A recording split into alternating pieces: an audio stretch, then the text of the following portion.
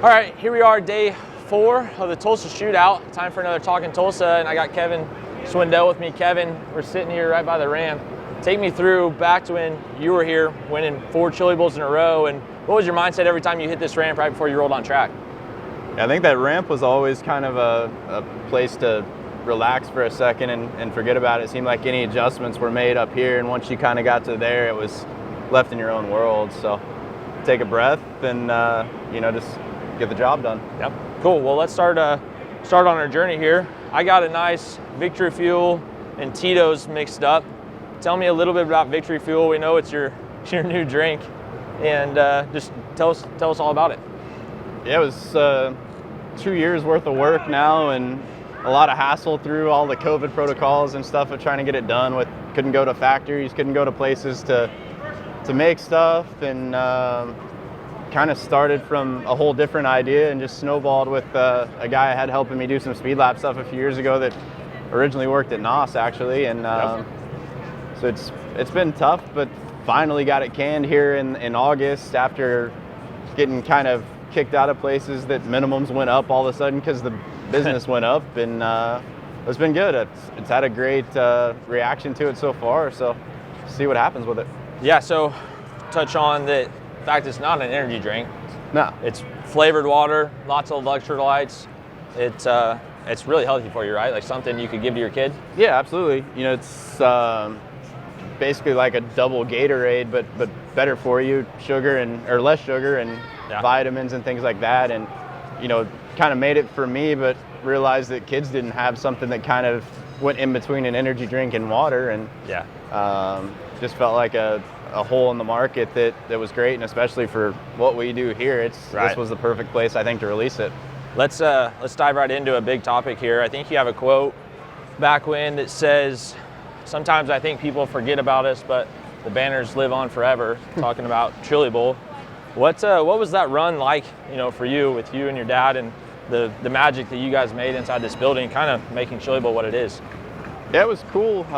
We worked those few years really hard on trying to make those cars special, and really got decent those first couple of years and had things go well. But I feel like the third and fourth year we just really had those cars on kill, and even year 5 and year 6 before I got hurt were really good. I had an air filter fall off in a qualifier and got stuck back, and had a flat in a heat race and got buried the year before that, and just had to dig out of holes, or I think I could have had 5 or 6. So just great cars, and just felt like I was locked in this building, and I knew every nook and cranny, and just got myself to where I didn't make mistakes, and I was just so confident when I came in this building that it was it's hard to beat that in a race car. Was there any little secrets you can let us in on, or things that you guys think you found first with your race car before anyone else that made you so good, or you guys just crossed all the T's, dotted all the I's, and then let your talent do the work? Yeah, I think the sprint car mindset is different than a midget mindset, and I think we kind of a little bit beat everybody to the punch of a little more specific car, which a specific car then is an outdoor car now, so it's really not that specific anymore. But I think we just fine-tuned a little bit more. Guys were maybe set on their laurels of just bringing their outdoor stuff in here and seeing what they could do, and we came in with cars that we were just worried about here, and that's all we worried about. So I think you could probably get off on different tires doing outdoor stuff or whatever it may be, and just kind of get off on a different wavelength. Yeah, we're at the shootout. You're no stranger to the shootout. You have 2 wins in 2000, 2001. Tell us a little bit about those, because shootout was a lot different back then. Yeah, it was a million go-karts and not a lot of micros, and place laid rubber, and the only way you got in the race was win a heat race, and there was no passing points. You just drew, and if you drew good, you had a good weekend. If you drew bad and something happened, it sucked. So it was tough back then. There were even, if you look, there's 2 winners on some of these deals because there were so many carts that they had to separate. But yeah, that was tough. There's a lot of time there was never a yellow. If you got caught up with somebody at the start, you were doomed too. So it was definitely a different world. The micros was a completely different game back then. It was rider on the bottom, same format, so those were tough. If you drew in the back of a heat race, I think guys were going up and registering under different names so they could redraw and stuff back then. So it was kind of the Wild West compared to what it was today. Yeah. So you guys started Speed Lab, something that I don't think you ever thought would turn into what it is. No. Probably one of the biggest names in motorsports now, or at least in the sprint car world for sure. Take us through Speed Lab and kind of developing it and how you guys got to where you are today.